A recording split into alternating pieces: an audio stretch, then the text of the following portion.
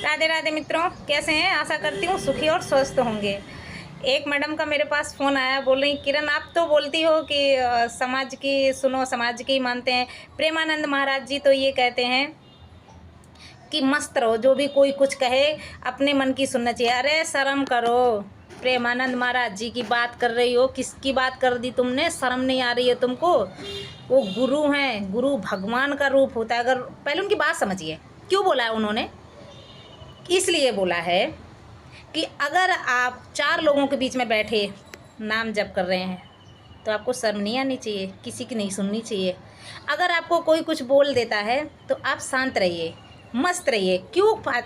मान लो किसी बहू को सास ने डांट दिया, रोटी नहीं बनाएगी, मुंह फुला के बड़ी घर में कलेश करेगी, मायके चली, यहाँ तक कि पति को छोड़ देगी, तलाक करवा देगी, यानी घर बर्बाद करके रख देती।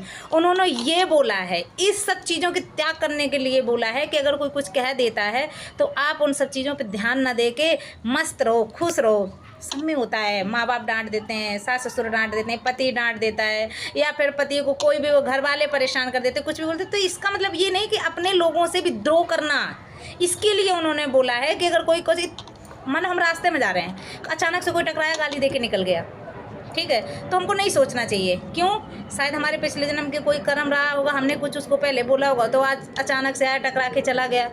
ये सोच लेना चाहिए। उन्होंने इसलिए बोला है, इसलिए नहीं बोला है कि अगर तो थोड़ा सा कोई कह दो तो उसके घर का नाश करा दो। शर्म करो सोचने से पहले। और अगर मेरे गुरु के बारे में कोई बोलेगा ना तो मैं समझ लेना उसको छोड़ूंगी नहीं, चाहे वो कहीं का भी हो।